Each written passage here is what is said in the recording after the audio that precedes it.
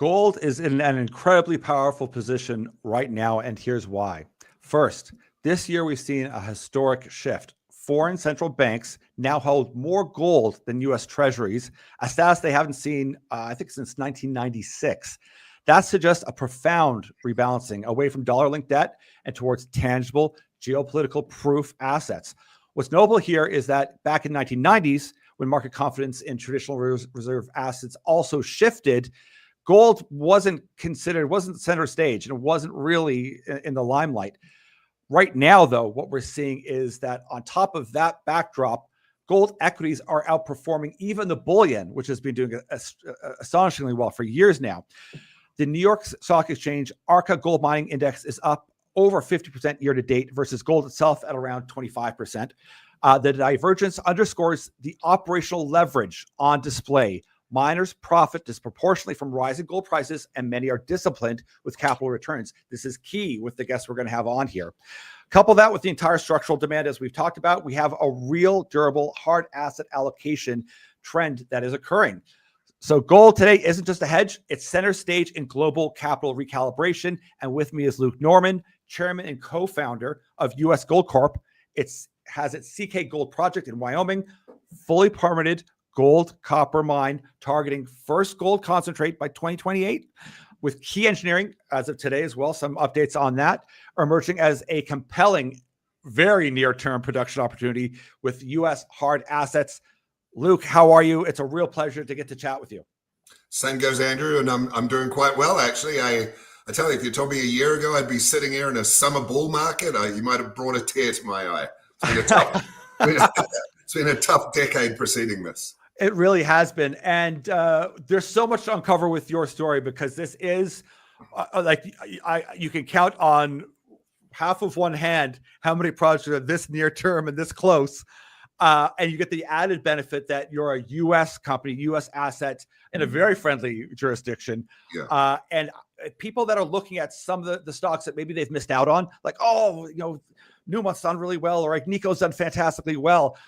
You certainly have as well, but you've got a lot of catalysts that remain that I'll let you speak to for someone if they think, you know what, I need a good capital structure, a stock that has some growth, that can have some production and participate in this operational. And that's key, because that's a key factor with your project that is really, to me, an eye opener as well. So with that backdrop, tell us a little bit about just how this came about and the story behind the property here. Certainly, but I will touch on one thing really quickly. Yes. Firstly, Andrew, in your intro, you were talking about how gold equities are outperforming the price of gold right now. I would say more, they're just playing a very slow catch up to it. But, anyway, that's just a perspective on it. Yeah, look, we are in an extremely unique situation, of course. As you mentioned, I think we could even see production before 2028 on this project, but let's not push numbers like that around right now. We listed on the US for very good purpose, of course, because of the location of the asset. The company that I was a co-founder of previous to this, Gold Standard Ventures, started off on the TSX, but we really got our traction in the US when we uplisted to the NYSE Market Exchange. So the view from the get-go, when we decided to really hinge and focus in on CK, which was only 4 years, or coming up on 5 years ago now, mid to late 2020, when we entered into it, was a complete pivot away from exploration, which was our forte previously, into development. And look, it's been an incredibly fast, I guess, process relative to our peer group. And again, that's all down to the location. I know we're going to talk about that to a great extent today. Yes. So what's interesting this usually it's a drill story we're talking about and assay results. And I can't not mention that the one of the highlights from years ago was 182 meters at 2.065 grams per ton gold.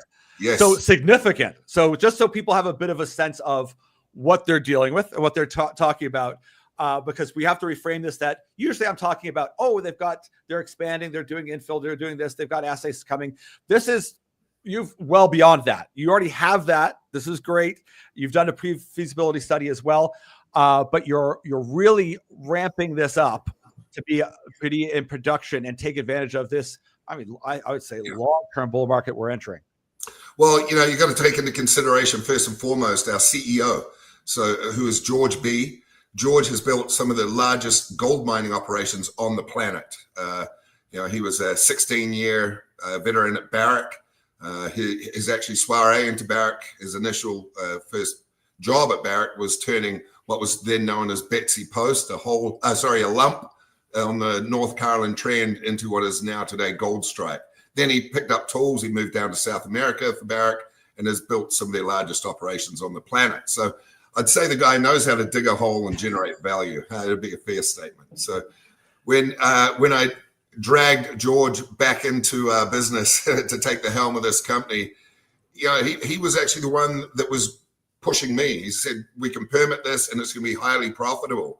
And as we looked at it, you know, Andrew, you brought up about the high grade intercept that we had right through the heart of the deposit. But, you know, it is a lower grade deposit overall. I mean, it's got wonderful mineral distribution, but people look at grade and they think, oh, that would be a challenging grade. Well, you fast forward today, as you mentioned, the project's through pre-feasibility. Our latest iteration was just February of this year, but we're all the way into definitive now. But the pre-feasibility was not based around a resource. This is reserve grade materials. You know, we're classified under SK 1300, not NI 43101 in Canada, you know, because we're US listed. So it's just got slightly stricter guidelines. So we took the reserve that we have right now, which is pushing around 1.6 million ounces of gold equivalents, is just a drill to find reserve. We didn't go chasing additional mineralization to depth. There's lateral extent to it. There's a heck of a lot more upside to this project, which is great, exciting for everyone who's invested in the company. But just looking at the economic framework that we have right now, which is and you can see it on the screen, I'm sure, a 10-year mine life, producing around 110,000 ounces gold per annum, and a very low all-in sustaining cost of $930 an ounce. And actually, even more, I think the headline grabber that creates a little bit of static for us is the low capex, which, you know, for people who don't understand some of these acronyms, you know, capex, of course, being the amount of money it's going to take us to raise to ultimately develop and put this into production and start cash flow. And people see that $277 million number and they think, well, how are you going to achieve that? Because every other, you know, 100,000 ounce producer costs far more. So, you know, and I can touch on these, but ultimately, we are very far along in advanced engineering, and really we're just doing the final contract work now to go ahead and commence production. This is a great case study with all the work I've put in. We threw it through our drill sheet model as well, just to kind of really hone in on things. It is one of these very captivating stories where I'm reminded by Doug Silver. We did an interview with him about 7 months ago, and he sometimes you think of these giant, like 5 million ounce that people are going after, or 8 million ounce. You go, only 5% of the mines out there are 1 million plus ounces. So you're already in the upper echelons of like pay attention mode. And I think sometimes I forget that you go, you've got that already. Boom, 110,000, hopefully a year for the next 10 years. It is that the economics of it, which once again, people always think, oh, I have to look for the highest assay numbers, the highest grades. And it's like, maybe, I mean, if you're up in the mountains of the Andes, okay, yeah, you're going to have to, it's going to be very compelling. That's the thing. Exactly. But that's exactly it. It's not all grade is created equal. And actually, this is a great slide for us to touch on. And then maybe we'll skirt back to the PFS numbers after I speak to this. But you can see here, this is our pit shell. And you see the mineralization just end at the bottom of the pit shell. Well, it doesn't quite work that way geologically. That's just, we did not continue to chase the mineralization because we could have spent another $20 million continuing to build and grow a resource at the time, when we needed to establish a reserve, and we needed to then prove that we could permit this, because there was a lot of questions around, hey, we're going to be the first hard rock mine in Wyoming in 100 years. The name you mentioned, Doug Silver, earlier. Doug actually came in and was an intermediary between the company and the state of Wyoming just to establish a net smelter royalty schedule on hard rock mine because there hadn't been one in 100 years. So yeah, we are purely just drilled constrained around this deposit. And 1.5 million ounces, there's a very good chance there's 3 million ounces there. And we'll work towards showing that to the market later. But right now, I think it's more of a, they want to see us show me, and please, Adam, if we could just skip back a slide to the PFS headline numbers. People just want to see us now go from a pre-feasibility study to a definitive feasibility study and maintain the integrity of this kind of cost to, or this margin that we've established here. And we showed it 3 years ago in a previous iteration of pre-feas, but they now want to see that in the definitive. And they want to see, how the heck are we going to build this thing in the realm of $300 million? And look, that lends itself really nicely to our location map, which I think we should definitely touch on today, is just the importance of the location of this project. Well, we're going to jump around a little bit too, because it just is bringing up all of these things that when you first look, you think, oh, this is going to be a problem. And the obstacle, as one first looks, actually becomes a huge benefit, which is what I find so fascinating about this project. Because you go, okay, you're so close to Cheyenne. Okay, great. It's close to infrastructure. It's close to crews and to get to, but it's also close to a national park. Oh my God, this is a disaster. How are you ever going to get permitted? Yeah. But you guys, and it isn't that you've just got a permit to drill or a permit for this. You're fully mine permitted to go. So maybe touch on how that came about, because that's a big deal to have fully mine permitted. It's a very big deal. And the first day I stepped foot on this project, I was like, oh Lord, this is, I just couldn't see it happening. And you can see in the insert, we see our project kind of explode out, and a schematic of what the pit, the reserve pit might look like. Just to the northwest of that, you can see a lake. Well, it's not a national park. It's actually a state park. Oh, state park, yeah. Kurt Gowdy State Park. And there's two of those lakes. They are man-made water reservoirs and recreation facilities. So, the townships of both, predominantly Cheyenne, they spend a lot of their summertime and fall fishing, hunting, camping in these areas. And it was a real concern. Now, fast forward to through the process of establishing the reserve and then ultimately going into the permitting, is we started very quickly recognize or understand from the Bureau of Public Utilities that both of these lakes are actually not holding enough capacity for the growth that's occurring 20 miles away in Cheyenne. So they're going through a hair-pulling exercise right now where they're considering all sorts of options on how they increase their water capacity. And one of them is to increase the dam heights at both of these reservoirs. And in doing so, it floods the park and floods the recreational facilities. And it's a multi-$100 million undertaking. Well, fast forward to today, and that pit in the outset there, it's again, just based on the reserve alone, it's 86 acres at surface, but 700 foot deep. It would more than double the water capacity. It would retain, it's a wonderful, benign granodiorite that our ore body's hosted within. It would hold potable water, but even beyond that, we're surrounded by a big wind farm just across the I-80, and they do tremendously well with pump storage facilities. So you could actually be just pumping fresh water between the reservoirs and our pit post-production.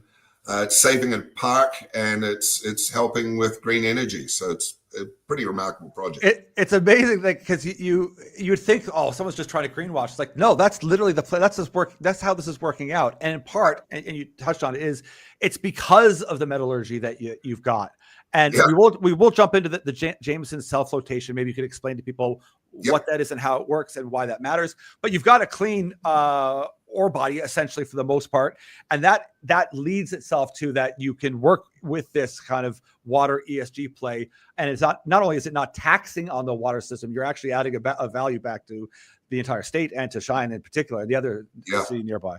And look, this is a great slide just really quickly to talk to is the amount of social outreach that we really embarked on right from the get-go, because we didn't want to scare people into thinking we were just coming in and going to run roughshod around the place and just make it a disaster if it surrounds, of course. So we really needed to explain to people everything from, we put a website that was for the local community. We could go on and understand from the simplicity of the mining process all the way to, how often, how much truck traffic there's going to be, or what the blasting impact might be from a sound perspective. Are you going to hear trucks beeping, reversing all night, all these different items, right?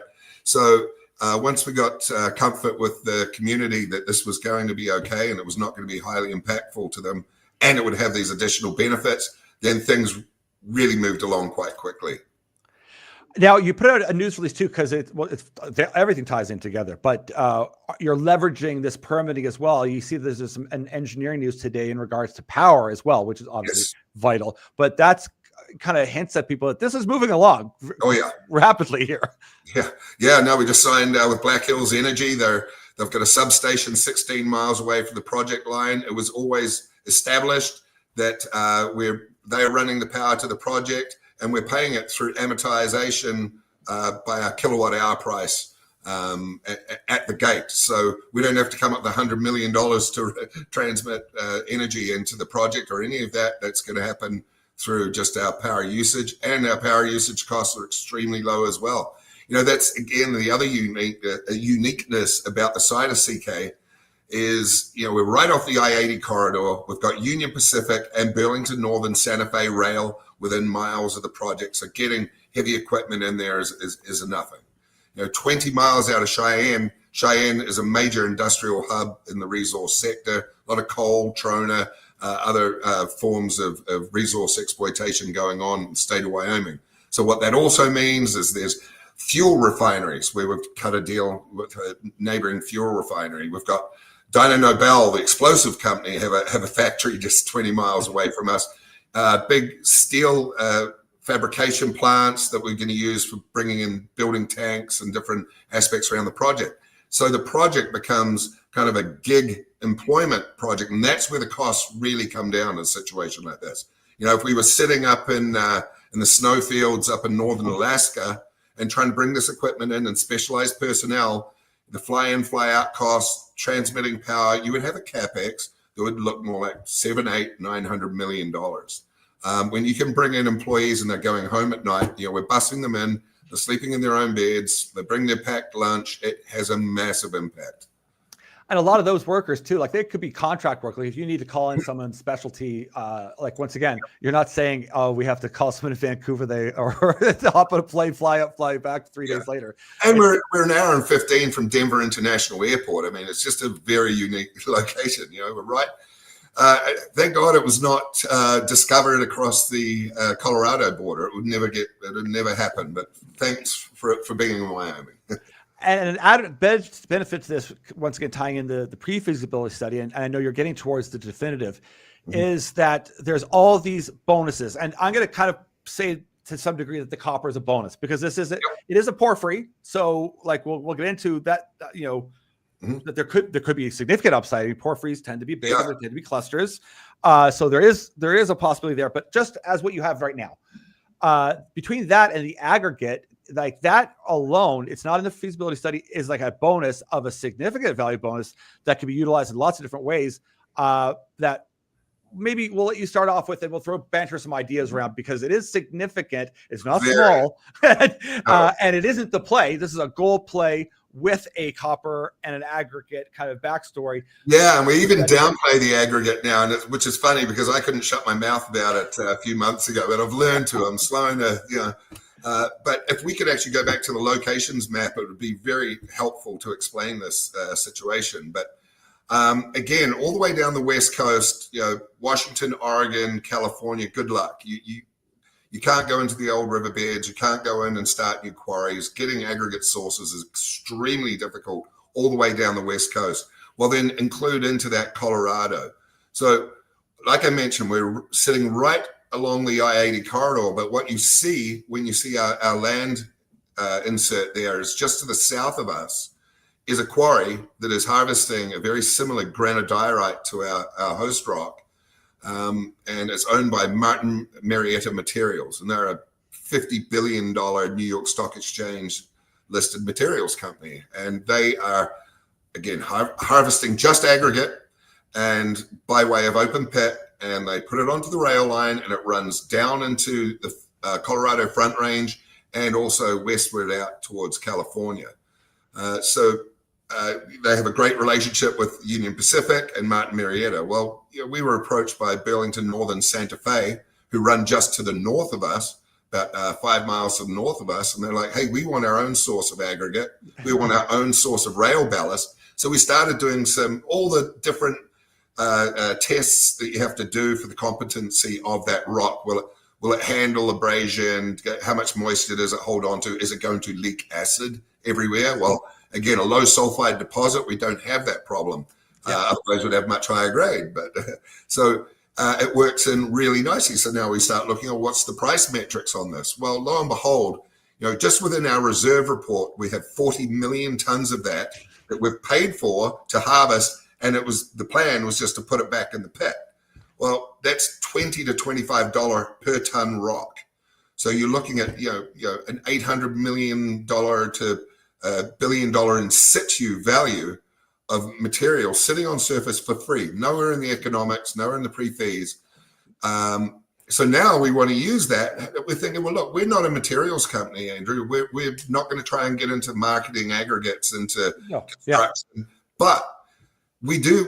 Our mine is by design built through contract miners. So we've had all sorts of huge construction companies come in and tender bids on that contract mining. There's a lot of heavy equipment sitting idle right now in the state. So a lot of interest in it. And some of them started to poke their heads up and say, hey, we would be interested in taking your waste material in payment for extracting your ore. And how that ends up shaping up, we're starting to work towards getting into some real definitive discussions on that also. But let's just leave it at this. It's going to have a huge effect on helping to bring down even further our already very low mining costs. So it's going to just have a huge effect economically on CK moving forward. And it generates royalties again for the state and for the township. So there's a lot of support for it. It's really cool to see the interaction of all those things, and especially that construction grade. It's so positive. And also, I think in the PFS, is it like 268 million that upfront construction and whatnot factor? Is that 277 million? 277. Okay. And that, look, our previous iteration 3 years prior was 222, and look, that number is going to be higher. There's just no question. But we're constantly optimizing in and around the design that was even just in the pre-feasibility study. And you brought up one of those optimization studies, which was ultimately a press release we just had a week ago, the Jamison cell. We are constantly looking for ways to bring down the costs of development and ultimately production. And we are finding new little nuances every day. And that's why I want to kind of bring it back in, because it's so interesting to look at the financing possibilities and options out there. Mm-hmm. There's no end to structures and ideas that you guys could bounce around between some equity, some debt. But having that and knowing that you've got that, you could simply go have offtake just for that and work out deals separately and say, well, we don't have to go to a bank. We don't have to go to here. A large part of this, we're already, pre-packaging and some sort of project financing with the on-offtake agreement already, which is a very interesting, compelling model to, once again, an already low upfront cost anyway. Well, okay, so let's look at it. For one, the copper concentrates business is in a real tough shape right now. There's a real shortage of copper concentrates globally. So I'd say that the leaders, front runners in terms of interest of financing this operation is obviously the off-takers. Everyone needs a really good concentrate. This concentrate is extremely clean, very light in fluorine, other things. It's just extremely clean, and you can mix it with lesser grade concentrates, and ultimately it just helps them deal with other cons. So there's that aspect or potential for financing, absolutely. But copper and gold, and now we contain silver in this deposit also, are all critical minerals in the US, right? So there is potential for us to talk to the feds about fast tracking this project, because I know that this current administration are extremely keen to get production, development, and things moving ahead, but you can only push a rope so fast, right? Most of these projects have been held up in permitting purgatory, as we quip about it, in the federal bureaucracies for decades, for decades. And we're ahead of the pack. Yeah, it's a smaller scale operation relative to some of the big boy projects that have been looked at in Arizona, et cetera. But that also adds to the fact that this is highly impactful for the local community. It's got all these additional ESG merits and benefits to it. So now we can go out, we can talk also on a state level. The state of Wyoming have precedents in terms of being able to put up to 50% of CapEx by way of municipal bonding if they're interested. The state also last year announced that they want to start their own gold reserve. So very interesting. Yes. So there's so many serendipities around our little engine that could right now that I think, you're going to see a non-traditional source of capital funding for this project, and it's not going to be heavily dilutive on the equity. And I think that would be, again, a really good segue to talk about the capital structure of this company. Because yes, please, thank you. I'm glad you did, because I always like to point out to people the opportunity for a retail investor. Like, can I make money in this? Like, yes, there's a lot of catalysts, and I'll let you speak to how you've managed to hold it tight and hold it together. Because we're stingy. Because we're shareholders. Yeah. We are shareholders, right? So we are aligned with our shareholders. And a lot of these companies who have been through the last 10 years of desert, of just horrible capital markets in the metals and mining space, their capital structures get blown out, and then the principles behind the company, their share ownership no longer really has bearing. So it becomes more of a lifestyle ownership. Yeah. So they throw money in the company as they need it, as they want it. They don't worry about the share price as much anymore. It's the opposite for us. We all have a vested interest in this project, and we are co-aligned with our investors. So tell me how many junior mining companies you've seen that have raised upwards of close to $60 million, this is US dollars, on their project in the last 5 years, and we've managed to keep the stock down, the amount of shares issued and outstanding to 14 and change. And it is literally that. We know that we have all the goods within the project. The only thing that you get with having a really tight share structure like this, and it definitely warrants me discussing it, is you get this high share price, and that's where people get confused. Yes. I think we're trading as we speak $13 and change. People think, I'm not going to buy a 13. Well, it's more of a Canadian perspective, but they think, I don't want to buy a $13 stock. It's already valued. Yes. In the US, they think, I want to buy a $13 stock because it's going to 50. Yes. And that's the right approach, because when you look at our actual market capitalization, it's pretty low. We only have a market cap of around $180 million. Yes. Now, that's about $100 an ounce in situ just around a reserve, which is a ridiculously low number. Yeah. I think as we get through definitive and we show a clear pathway to financing this thing, and with everything that's going on with our NPV, with what we're going to do, well, how the NPV will react, plus what we ultimately hope to do with the bulk commodity, that's the aggregate in terms of partnership with a large materials company or whatever it be, we're in for a huge re-rate. And this company should be trading, in the $400 million plus market cap range, really, at a juncture like that. So I think there's a lot of untouched value here. Absolutely. And for any of our subscribers, anyone who's watching, we're going to have an article out in the weekend where I'll just play around with some theoreticals with it as well. I won't put you on the spot, but we've got like numbers from Paradigm Capital as far as net present value of aggregate that we can use. We can also just look at typical companies that go through different stages and re-ratings whenever they hit certain markers. And I can tell you already, I've already played with the numbers. It looks good. I would check it out, but we don't want to talk. We aren't going to say, price of the stock, but this certainly would be a case for a strong re-rating once all of these things start coming to fruition here. And it is so important to remind people, and tell me if I'm wrong, is it 40% ownership of management internal? No, sub 20%, unfortunately. But okay, it's still enough, hey, it's still enough to matter. No, that's great. But it shows that, once again, is there room to make money in this? Yes, if you keep on the path you're going, once again.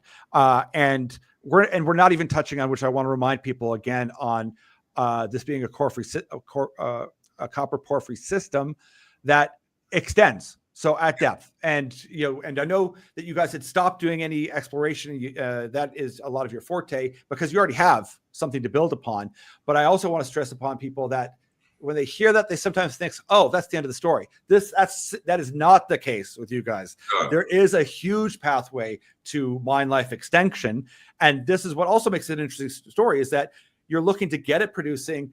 I think was it free cash flow by like 1.7 years down the road? Like it's pretty quick. Yeah, that could fund exploration. We actually felt that was conservative, but yes, that is conservative as well. And I mean, I always would rather be very conservative and things go farther up. But you've got all these pathways that is so unique, and it is so near term. To find a company is extraordinary. Maybe touch on some of those comments, and then we'll jump back into the Jameson thing because that's important because it touched on the silver content because maybe that unlocks more silver. Yep. Okay. Yeah, so look, yes, ultimately, CK or Copper King, as it's known, and was discovered well over 100 years ago and high graded for some really rich material at surface. And just never really followed up on. Once they got into First World War, Second World War, they shut down all precious metals mining, and it's just one of those overlooked projects. People think that that's impossible, but that's actually how I make a living, is finding overlooked projects, right? So CK itself, that reserve, is really a symptom of something really significant going on in that ultimate area. Is called the Silver Crown Mining District. And sitting across from us is an archaic 120-year-old Heckler milling operation. And there was a township there that these little mining operations fed. So we've got a little symptom of it showing at surface. We have not gone hunting for the roots or the plumbing, as we like to refer to it. I have one, I won't drop his name. There's a little bit of a tease, but I have one friend who's a very, very highly regarded exploration geologist globally. He thinks we're Boddington. He thinks this is just literally CK's a symptom of an extremely rich system. So look, we will go looking for it.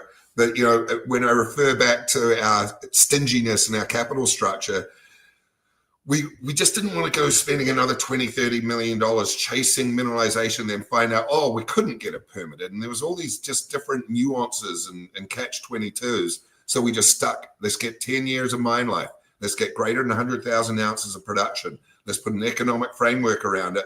Now let's go see if we can permit this. And that's been the last 4.5 years of our existence. And $60 million worth of capital. We don't need to go back to market and raise that money now either. That money that's been spent.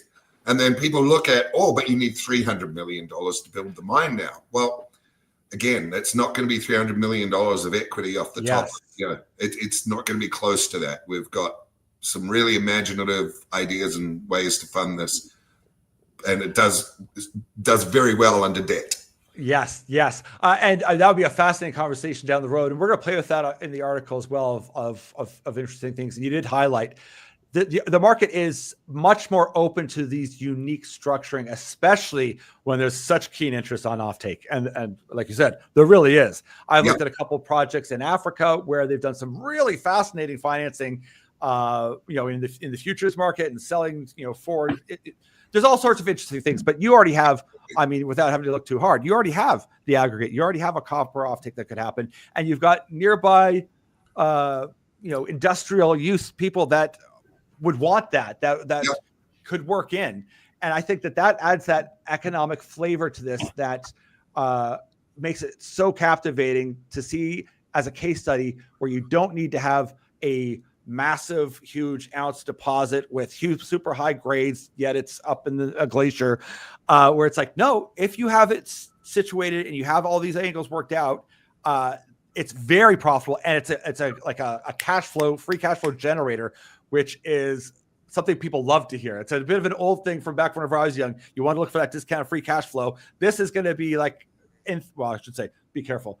This has potential to be just a cash flow generator. And look, U.S. jobs, U.S. generated precious and precious metal. I actually consider copper a precious metal now anyway. Yep. I mean, it's got all the right earmarks to really help excite and entice, not just financiers, but the retail investor community. So it's a fun project. And it is great, once again, for the U.S. to be acknowledging and to be really taking the lead. And I sit in Canada and we deal with permitting issues. I mean, everywhere has permitting, but I look and go, you've done all this hard work during more challenging times. Yep. And we only briefly touched on the Trump effect, which is very pro-extractive resources and harnessing critical minerals. And that just lends itself to it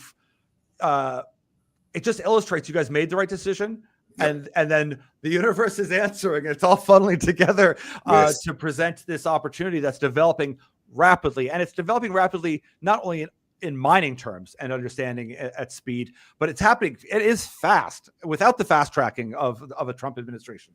Yeah, it is. And like I said, look, unfortunately, but a lot of the great projects in the US that absolutely warrant and deserve development, it's still pushing rope a little bit, just trying to get those bureaucracies that have never worked well together, from forestry to BLM and all the different moving parts. And then you've got Army Corps of Engineers, which is the toughest one. That's if you impact any kind of waterways. It could be just a dry gulch that maybe moves water 3 months of the year and heavy rainfall. Then you've got the Army Corps of Engineers in there, and there's a 3 to 5 year process. It's very hard. And look, it was no less stringent going through the permit process. I really want to implore on this in Wyoming. But the difference is a block and a half away from our head office is the Bureau of Public Utilities, and the different divisions within there, from air quality, land quality, water, all the different people are within a building. And when we would hand over documentation and maybe there's a typo or something, instead of with the feds, they'd be like, fix this, and it goes back to the bottom of the pile. There was an open kind of platform, and they have timelines and time frames, and they work with you. So it was how business should be done, and it was pretty impressive. Well, that's encouraging, because that's the stories we like to hear too, is that permitting should be onerous and very technical, but that it's done fairly. And that's what's happened here. And once again, we've stressed it a lot, but having that permit is massive, is huge. And you're really charging forward with it. I guess, are we still hoping to have a definitive feasibility by the end of the year? By the end of the year, yep. We've hired on a mine manager who's working between George and the rest of the executive team directly with our 2 engineering crews out of Toronto, the Canadians that are helping us engineer. And then we're in negotiating hard contracts like you just saw the other day with Black Hills Energy. We're getting in and getting deals done locally so that these numbers are not just made up numbers and then you've got to try and make it all happen. These are contractors who are 20 miles down the road who are going to come in and stick with the price and honor their pricing. So, and that's going to be, if people are saying, well, what's going to be a catalyst? That right there. There's a number of catalysts, but right there to come within any kind of, probability factor. There is inflation and whatnot, but if you can keep it around that number and it becomes definitive, just those margins, those, ostensibly those margins, we're $937 ASIC, but we ran those numbers at what was the last one we did? 2150, I think. Yeah, 21. Yeah. So now everyone, is running $2,600 gold. So we've got the metals prices have moved more aggressively than I think inflation has. So I think we're going to more than retain those sort of margins of cost relative to metals price. And we did have a sensitivities chart in there anyway, which shows you, we thought we were being a little bit boisterous when we threw $3,000 in the hypothetical sensitivities back in February. Yeah. Now gold's flatlined up in the $3,300, $3,400 range. So this thing reacts. Obviously, we really well leveraged the price of gold. very well leveraged to the price of copper. And the downside, which is also in the in that sensitivities chart, it shows that it still operates and generates relatively good profit at $1,300. So it's not like we're margined to this excessive high, great market price market right now, and all of a sudden that turns and this whole project collapses. It's far from a marginal asset. And that's interesting too, because I looked up, companies we like, I really like a Kinross or an Agnico Eagle. They're ranging, and I don't want to quote them because I know it. I don't want to say get them interchanged, but they're between 1,000 to 1,400 ASIC. So you guys are below that, which is fantastic. I mean, so I want people to kind of put in mind a comparable of where you guys sit, and definitively once you get it down there, that's a very impressive, runway moving forward. And that's, along with all these other factors, makes this stand out to be a really interesting case study in an economic mine that can happen very quickly. Yeah, it does. And look, as I sort of touched on earlier, we are continuing to perform all sorts of, other just optimization studies and things that we can do around the project. The Jamison cell technology, for example, means that now we need slightly less warehousing for the flotation cells. We don't need craneage above them because it's a whole different system. So we don't need 26-foot high ceilings. We need 15-foot high ceilings. These things are positively impactful on the downsizing of cost. And we're just continuing to just find new ways to make a good project great. Maybe let's just jump into that quickly a little bit, and tell me if I'm wrong, but is this Glencore Jamison cell flotation, is this kind of like a smarter bubble machine? Like a bit more like a mister? It's almost like a soda stream. Soda stream. It is. It's micro bubbles. So you're using the same reagents, probably slightly less reagent. There's a chance that it will actually require less grind, but we haven't got into that. Well, we're doing those ongoing studies. But as we ran the material that we had run through the pre-feasibility in traditional flot cells, and then took that same material and ran it through Jamison, we got better recoveries. We didn't really get into that in the press release too much because then we're having to retool a pre-feasibility study that's already, we're already past that. We're going definitive now. Yeah. But ultimately it's an enclosed vat, as opposed to having just a big open, traditional flotation. I'm screwing all the terminology up right now. No, it's okay. But even I like to kind of translate to some retail. Even if you had like a 2 to 3% lift in recovery, that's like that. Once again, theoretically, tens of millions of dollars. That's tens of millions. It's huge. It's significant. And then that I kind of hinted at before. Does that unlock, because we haven't talked so much about the silver, but does that then, once again, that unlocks a lot more of a silver story as well? It just unlocks everything. Look, you've also got diminished power usage, slightly less water consumption. It's just so many benefits to it. And ultimately, you're coming with more gold, more copper than you were from traditional flot cells. So that's what we want, right? Yes. Well, this was fascinating, and this is one we've wanted to talk to about, and we lots of questions come in. I think we've hit all of them. Maybe you just kind of run through again. What are some things if someone is looking, they're very interesting, and they say, well, okay, I know that you have a definitive coming up. What are some of the things in the news I need to be paying attention to over the next weeks, months, before the end of the year to see if you guys are on track and on target, hitting the milestones that you kind of put out there that you want to hit? Just those ongoing little gems like you saw yesterday with us going ahead and signing the transmission deal with Black Hills Energy. People are like, well, yeah, but are you going to build this? Are you doing this? It's still a very tentative market from the perspective that we have been 10 years in a bear market around the precious metal space. There's been still not a huge amount of capital inflows into the institutions that usually deploy then their capital into the equities, into M&A activity, all the different things. That it's still a little bit, guys are on the sidelines because the money hasn't yet come. It is going to come, and that's when you're going to see it get. You've witnessed it before, Andrew. The excitement that can happen. I was in the 2000 through 2007 market.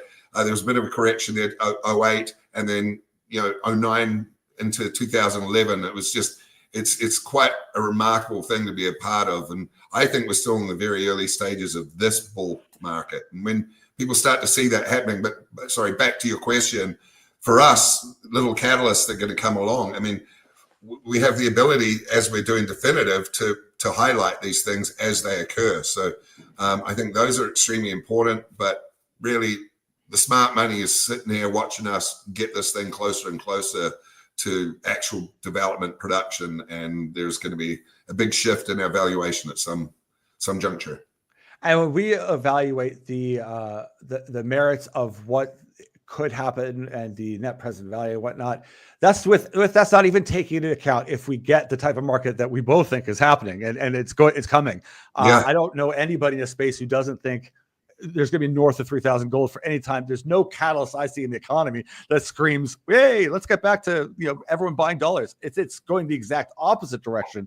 And the US being pro resources again, finally, and softening on. I do think ESG is important to some level, but softening on ESG a little bit. Yes. I've had big institutions say to me, you guys in the mining sector, you need to work your crap out. You need equator principles. We can't invest in you if you don't have all this ESG compliance. Well, that's softening a little bit. That's going to allow more money to flow. And ultimately, I think that the American investor is starting to recognize that these critical minerals are just as important as energy, as oil. And they've done such a remarkable, we've seen what they've done to protect oil interests for the last 50 years plus internationally. And I think that same approach is probably going to come into the metals and minerals space. For sure. And it's interesting you brought up that municipal bond angle, because it reminds me too of Florida, where they're taking gold now as cash, which is like, I look at that, put on my kind of forward thinking cap and think, you know what, is this just a test? Like they're like, let's do a test market of Florida to see how this goes.